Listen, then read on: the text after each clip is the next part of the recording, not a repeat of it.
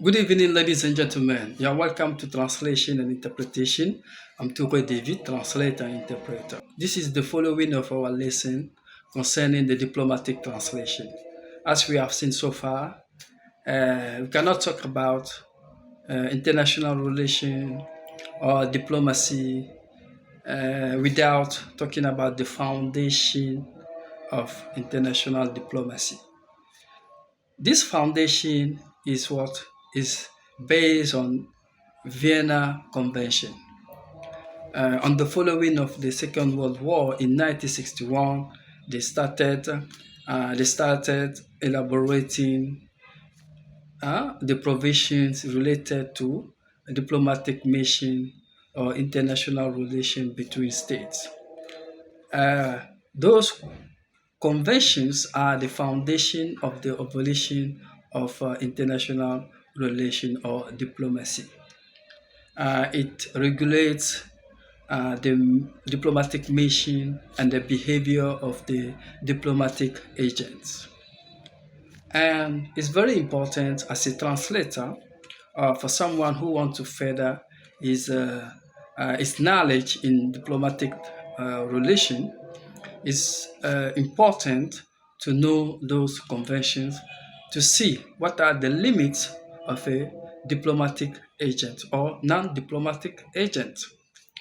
And then one day I remember that we had a meeting with our ambassador, and then one of the students asked the question concerning the scammers in Ghana, and they say that why the ambassador cannot imprison or undertake a legal proceedings against those responsible for that.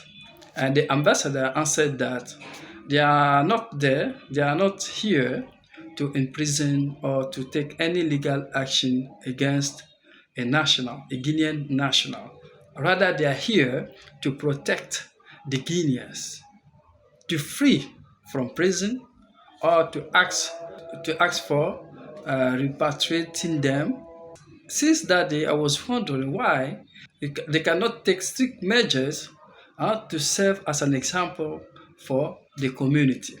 And through my translation study and researches, and I realized that, how can I say, that mission or that duty they have to perform is not from their own will, but is based on agreement, and that agreement is Vienna Convention. In that convention, we have one article, and the diplomatic immunity is incompatible with the national jurisdiction or with the proceedings or judicial procedures. That means that any diplomatic personnel or agent cannot undertake a legal action against a national. So it's part of the Vienna Convention. From then on, I realized that, what he was saying is right. It's based on the agreement concerning the international relation or diplomacy.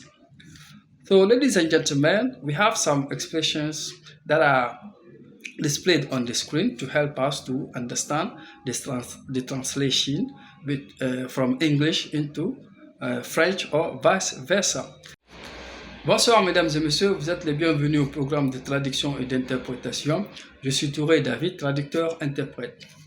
Nous allons continuer notre leçon concernant la traduction diplomatique, comme nous avons vu jusqu'ici. Dans les relations internationales, il est très important de comprendre d'abord les accords ou les conventions qui les lient, auxquelles tous les pays membres sont soumis. Avant de parler des relations internationales, nous devrons remonter à la source pour parler des conventions de Vienne, parce que c'est les conventions de Vienne qui régulent les actions ou les missions diplomatiques entre les États. Ces conventions sont différentes des autres accords. Par exemple, nous avons des accords au niveau de la Cour internationale de justice, au niveau d'autres catégories internationales. Mais vous allez constater que ces conventions se détachent de certains droits nationaux. Donc, c'est ce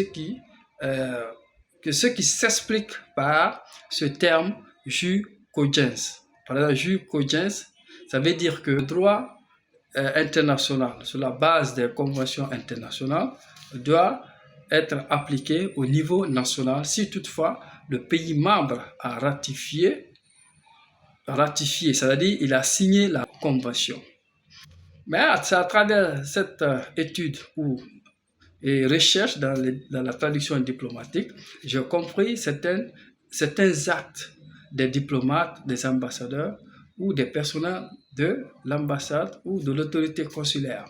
Je me souviens un jour, lors d'une réunion, il y a un étudiant qui avait posé la question à l'ambassadeur concernant les arnaqueurs, que pourquoi l'ambassade n'emprisonne pas ceux qui sont responsables. Et l'ambassadeur, dans sa réponse, a clairement dit qu'ils sont là pour protéger les Guinéens et non pas les amener en prison. Donc depuis ce jour, je me demandais, mais pourquoi on ne procède pas à ça pour servir d'exemple? Sinon, les responsables vont toujours exagérer.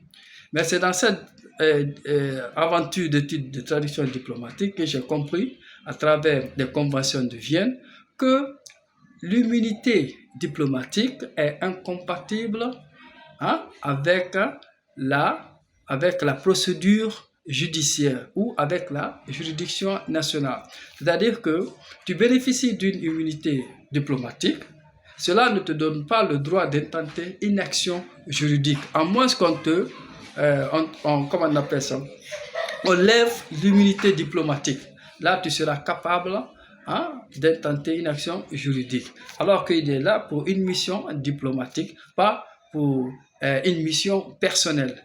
Et à travers ça, peut-être dans les prochaines vidéos, on va comprendre pourquoi les diplomates ne vont pas, ne vont pas se lancer dans des activités professionnelles ou commerciales, autres que leur fonction diplomatique. En plus de ça, il y a d'autres conventions aussi sur l'harmonisation des règles de conduite routière. Mais ce qui va nous importer de plus, on va essayer de voir ça un peu dans les détails pour avoir cette culture en matière des relations internationales sur la base des conventions de Vienne.